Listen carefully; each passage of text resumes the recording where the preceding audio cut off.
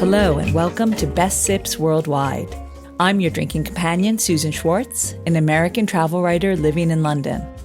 Thanks to my mother's love of martinis, the first words I spoke were shaken, not stirred, and I've been obsessed by the history of cocktails ever since.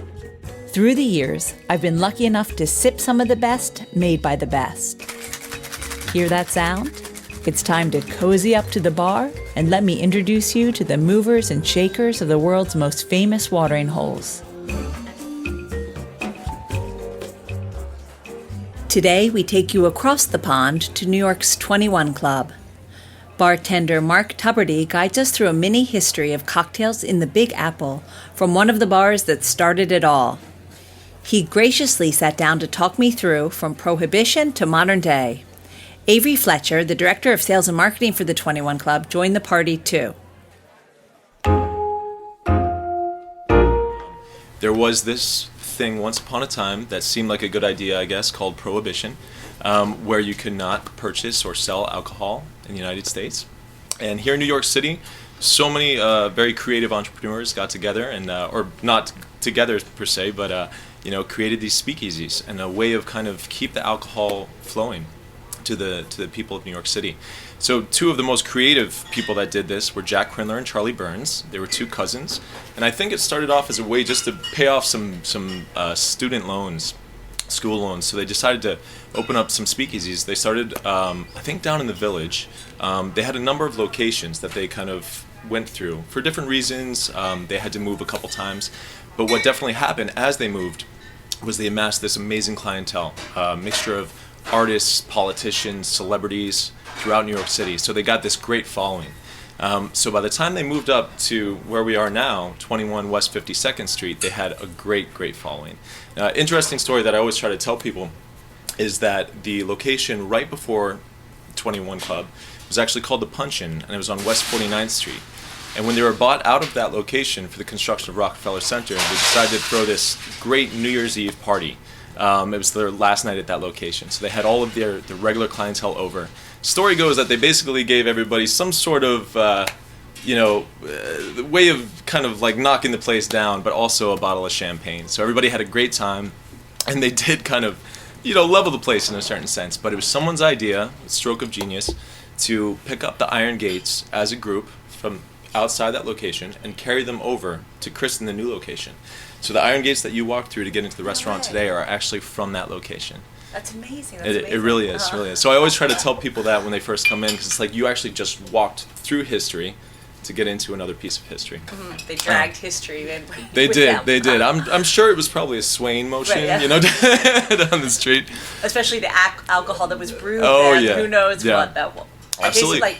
Well, it's a good point that you bring up, because I think one of the reasons why Jack and Charlie were so successful and why the 21 Club was so successful is that they put a high price and a high level of value on the quality of liquor that they were serving. So there were thousands and thousands of speakeasies throughout the city, but they didn't really care so much. As long as they could just sling some sort of bathtub gin, and make a couple bucks off of it, they were fine.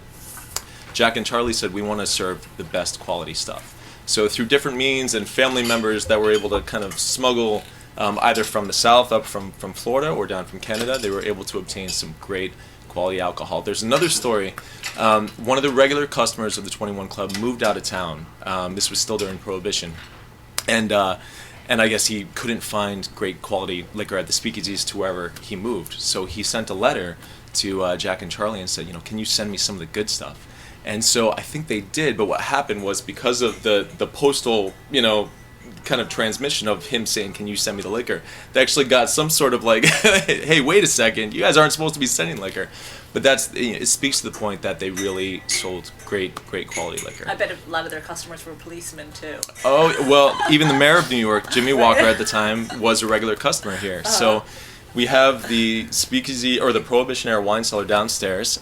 So this is, the birth of that is really interesting. There was a regular customer by the name of Walter Winchell. He was, gossip columnist for the Daily Mirror. Walter Winchell. There was a rule at 21. All right, why don't you say who you are? Okay. Oh, if sure, you don't mind being on this, I'll introduce both of you. Okay. No, I'm Avery Fletcher. I'm the Director of Sales and Marketing here at 21. Okay. So, as Mark was saying, Jack and Charlie amassed this incredible following, this incredible clientele. So the who's who of really the world were dining at 21, eating and drinking and having a fantastic time. And they had actually a rule that the media was welcome to 21, but they could not gossip. So way back in the beginning, what happened here had to stay here because of the reputation of the guests, even more so than the fact that we were breaking laws. Right. So Walter Winchell, a very famous gossip columnist, decided that he wanted to share. He couldn't resist telling some of the tales of what was happening behind the doors of 21, and Jack and Charlie put their foot down, and they actually banned him for life. But I can't believe Walter Winchell actually told them that he was going to write about them.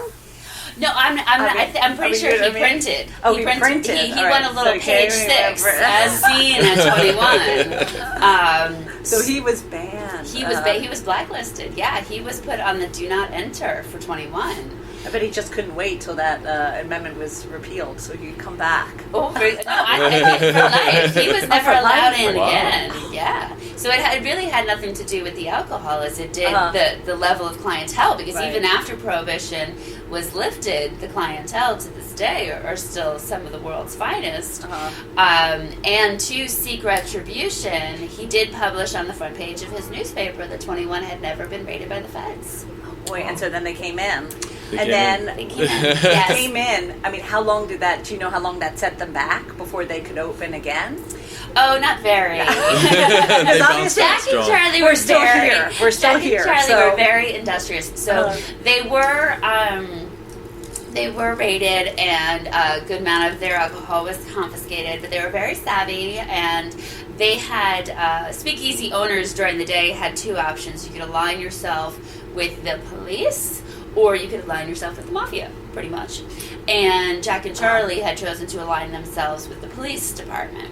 And actually, one of the reasons why they chose this location as opposed to another piece of property that was available on the other side of Fifth Avenue was that it was the same police force, the same neighborhood force as their West 49th Street location. So basically, they didn't have to grease a new set of cops. And as Mark mentioned, the mayor of New York City, Jimmy Walker, was a very good friend. So when they were raided, and of course Prohibition was a federal law and a state law, they kind of made a few phone calls, and all of a sudden there was something a little wonky with their search warrant. So they pretty much got away with a slap on the wrist. But this raid, and I'm actually thankful to Walter Winchell for this, triggered this series of events that actually set us up for almost what we are today. And that is the creation, a lot of the mechanisms that we used to hide alcohol for the rest of Prohibition, which we had no idea was going to be so short, because we opened 21 on New Year's Eve 1929. Right. And as Mark mentioned, they did start in the early 20s. They started in 1922, but it was 7 years before they got here. And Prohibition ended on December 5th, 1933. Right. So we were really only breaking the law for about 3 years. But in response... What a silly law that was. Yeah. We'd be lost without it. It's actually, here at 21, we celebrate the beginning of Prohibition and not the end of Prohibition. Because if it wasn't for Prohibition, 21 wouldn't exist. I know, and this whole idea of speakeasies now is so popular. Yes. They're so popular. Yeah, people are trying to especially- emulate that. And, Yes, and that's what's that's great what is we were that this talking is about. real. Yeah. I mean, before we got on air, we were having a little chat about the cocktail culture now, absolutely. and how in London everyone is opening a cocktail bar, which is really, really exciting for us drinkers. Yeah. Because the creativity, the level of creativity that is going into the drinks, is outstanding. Yeah. I mean, the different ingredients. It's just it's incredible. And I was just wondering how it is in New York with that. Is that happening? And actually, I just interviewed someone, and their two bars that they have are inside a restaurant. In fact, I couldn't even find it when I was like, I have the address, but I didn't know that it was inside the restaurant downstairs. Yeah. kind of like a speakeasy. Yeah. So tell me about the cocktail culture here and kind of how it affects someplace like the 21 Club, you know? Sure. The cocktail culture in New York City, and I guess throughout the states, particularly on the two coasts, it's really, really booming. There's been an appreciation for cocktails and for mixology, especially over the past 10 years, that you really haven't seen for a long time.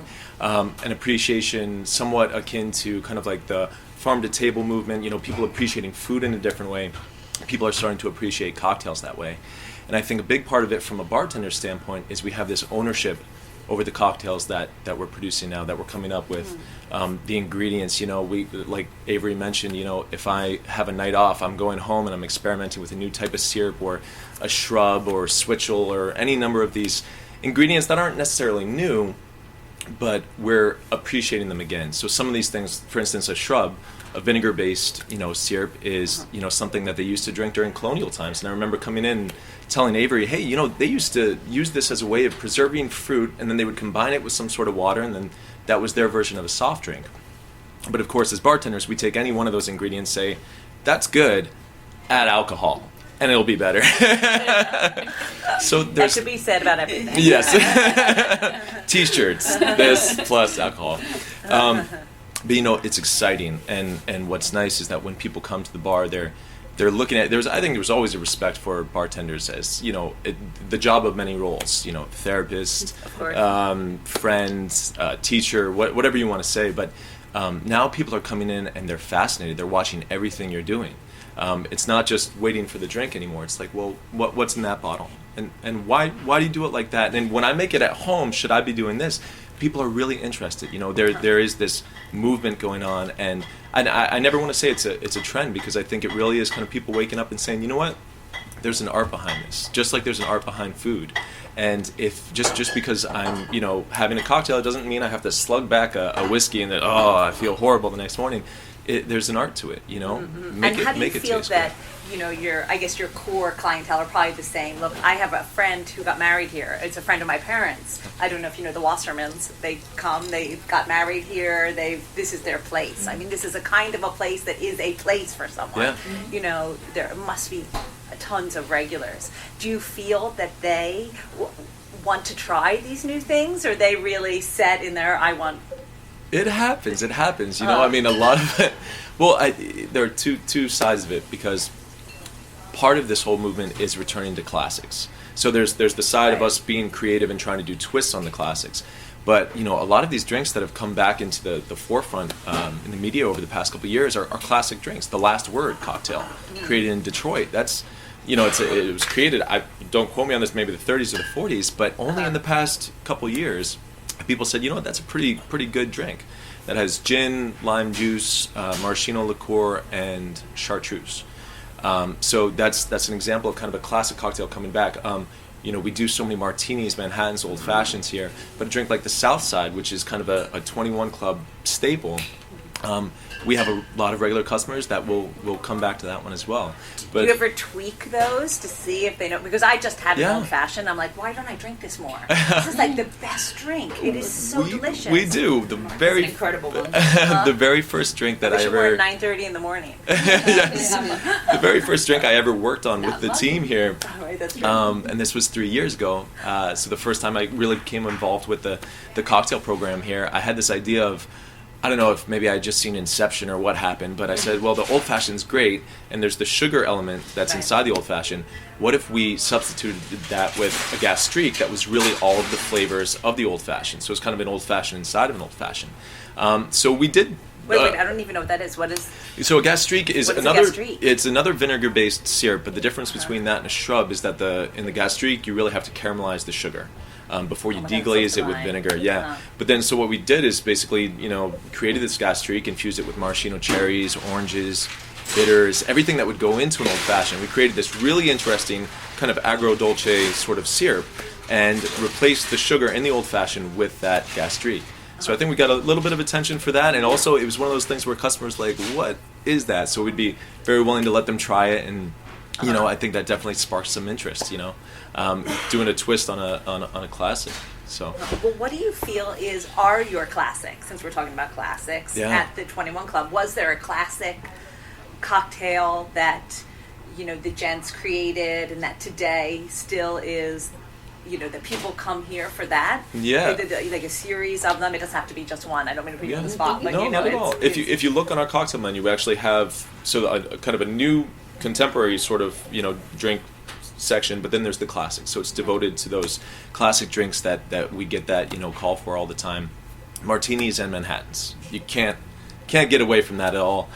This was one of the 3 martini lunch places. Okay. I mean, there from time to time I'll be working at the back bar, and an older gentleman will walk in, and it's almost like he's lost in another world. It's like Titanic, where they recreate everything, and he's just looking around, and he says, I remember when this used to be packed at and we still do fantastic business. Uh-huh. He said packed at 1 o'clock in the afternoon, and it was the same guys every day, the same people from the marketing places, and everybody was having 3 martinis. So this was one of those locations where we really kind of, martinis, Manhattans, definitely all the time. Do you think gin, is it a gin or vodka? These days, there's a pretty good split between the demand for gin and vodka in a martini, but also in a Manhattan and old fashions as well, which is another drink that we do so many of here. A choice between bourbon and rye, and rye over the past 5 years has been coming back in a crazy way. And rye was the original ingredient in those drinks, like a Manhattan and old fashioned. And I didn't realize that. Yeah. Sorry. No, it's okay. History. Yeah, and then gin, of course, was the original ingredient in a martini. So there is, occasionally, and our customers take pride in their cocktail knowledge as well. So if you say to one person, they say, I'll have a Gibson, which is typically a dry gin martini with the pearl onions. And if you were to say to them, do you prefer gin or vodka? They'll say, I would have asked for a vodka Gibson. Oh boy! I want a gin. So, I know, especially in New York, where everyone knows everything. Everyone knows everything. But in regards to some of the newer creations and our clientele kind of reaching out to that, there's one regular customer maybe 2 or 3 weeks ago, kind of typically gets the same thing every day, and there was one cocktail on the menu now. He said, let me try it, and went ahead, and I think it was the pumpkin spice, which is kind of a cocktail that we did this past fall using a homemade pumpkin spice syrup, Widow Jane bourbon, and some Fee Brothers bitters. And I was really surprised. He was asking about it. I wasn't sure if he was going to try it, but he tried it. He liked it. I'm sure he went back to his drink afterwards, but he ventured out, baby steps. Absolutely. Now, I'd love to know a little bit more about you personally. Sure. And how you got to the 21 Club, because this is kind of definitely it's the place an to be. Ultimate place to be. And that's exciting. That's great to hear too when customers come in and they say, "Man, you got a great gig," and I tell them, "I know." But the way that I got here is kind of funny. My brother went to bartending school, and he never got a job off of it. But he did get that manual, with all the different drinks, and he passed the test. Knew his drinks, but he never got the job. The job placement didn't pan out like they promised it would. But what ended up happening was I was a busser at another restaurant here in the city, and I just kind of slid into the bar back role. As things happen around the service industry, people will call out or not show up, and that's usually how you make some sort of transition. So I got behind the bar and I said, "This is pretty cool. I really like the fact that it's almost like your own little world back there. The restaurant can be a very big thing with a lot of different integral parts that have to come together. But at the bar, if you're there by yourself or with another coworker, you know where the pieces are, you know where to reach, you know the organization of it." I said, "This is really cool. I want to keep going with this." So what I did was I turned all of those drinks that were in my brother's bartending manual from the school that never got him the job, and I turned them into index cards. I color coded them, milk-based drinks, sours, all liquor drinks. Made sure they were all organized, and every single day before I went to work as a bar back, I studied the entire list and made sure I knew all the recipes. Not really being held accountable for that right away, but I was able to look around to the other bartenders and say, "He's making a martini. Okay, he's stirring that. Now that's a margarita. Okay, triple sec." And I was able to observe, but I also observed the different styles between bartenders.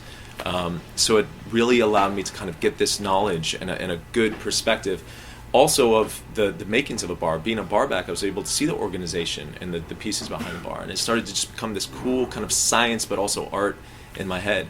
So eventually, again, as the service industry goes, a bartender called out and I got my shot to fill in. So I ended up becoming the head bartender at that place, and it was very seasonal, so it was one of those things where if it was raining, the entire crowd would run inside somewhere. So I said to myself when I wanted to leave that place, I want to go to a restaurant with a roof. That's it. I just want to go to a restaurant with a roof. Little did I know that I would end up at a restaurant that has the most historic ceiling in the city, if not the country. So found out about the 21 Club, came in, did my interviews, and I was just so happy to get this job. And as you were speaking about before, the regular clientele, this is a family. Absolutely a family here. And when you come down to the bar and you see out of 20 people, 15 faces that you recognize, that's a pretty cool thing. And that's one of the unique things about 21. It's a crack up because we're called the 21 Club. And if I could take my time machine, if I could go one place, I would go back to Jack and Charlie and be like, why did you add the word club? But we've never been a private club, right, ever. But there's always been a sense of exclusivity. And that's kind of where that club atmosphere comes from. But it also comes from a lot of our guests, they feel like they're at home here. This is their second space. This is home away from home. And they feel a sense of ownership. And, they know the service team by name. And the service team know them. And they know, they come up and Mark says, okay, Mr. So-and-so, do you want this drink today? You want to try something else? And there really is that sense of belonging. And what's interesting about the kind of this shift in cocktail culture is that for 21, we're always working this balance, and I think it's throughout the entire property where we're staying authentic to our history, to who we were, to the past, but also remaining contemporary. But we can't go too far afield contemporary because that would pull away from the history, that would pull away from the authenticity, and it would alienate a lot of our clients. So you won't see dry ice or ice cubes with the letters of your name in it.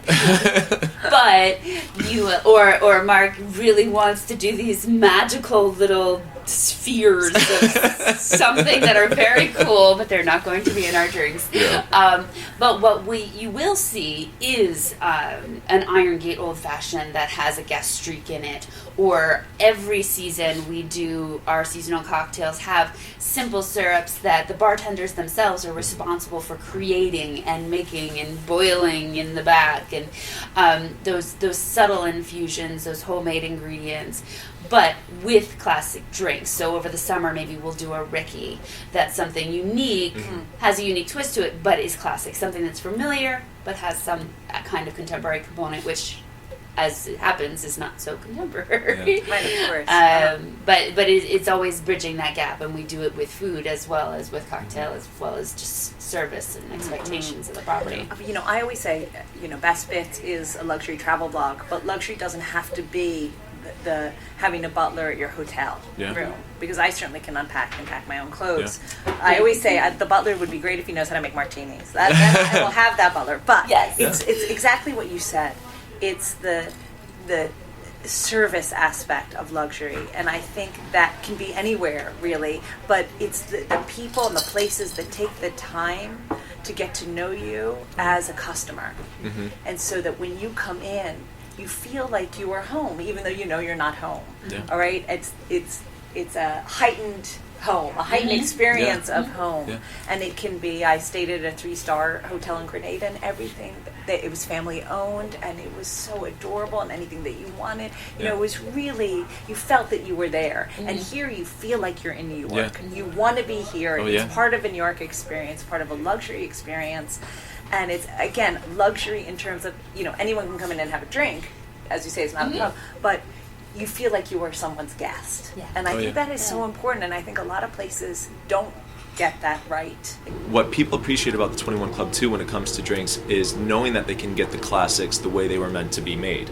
And I learned, now I've only recently in the past year or two become a Manhattan drinker, and you'd be shocked, despite this amazing cocktail culture that's going on in the city, you can go to a lot of places and not get a well-made Manhattan.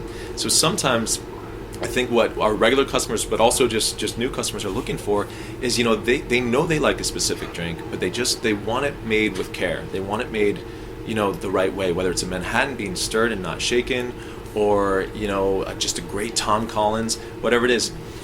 here we definitely, place an emphasis on trying to be creative and reach out to some of the new, but we want to respect the old too and say, you know what, we're going to make the classics the way they're supposed to be made, and you can count on us to do that. So if you come here and you order a martini, even if it's just one drop of vermouth, we're going to make sure that it's nice and chilled, stirred. And that's why you still exist, I think, because, gosh, in the early 90s when I was drinking Cosmos, there was definitely places where you would have it and it would be delicious. Yeah. And then you'd have it and you think, how can this even be the same drink? Yeah, absolutely. And so you'd go back to the places where they made it Really, well. right. Thus, people come back to the 21 Club. Listen, I really want to thank you for so much time, and this has really been great, and I can't wait to have a drink. Yeah. Always the best part. Thank you so much. So now you know where it all started. Thanks to Mark and Avery for sitting down with me today. To hear more, stop by 21 West 52nd Street and have one of their famous Bloody Marys. Savoring for a Sazerac? Then be sure to check out our next podcast when we grill Nola London's Ian McIntyre about why he and his partner set up a New Orleans bar in the heart of Shoreditch. Until next time, bottoms up. For more information and links to everything you've heard about, plus a bit more, please visit bestbitsworldwide.com. Thanks for listening to Best Sips Worldwide, a spin-off of Best Bits Worldwide. Always remember the wise words of Oscar Wilde, all things in moderation, including moderation, and never drink and drive. Okay, I said that last part. Theme music is by Steven Shapiro and used with permission. You'll find me at the bar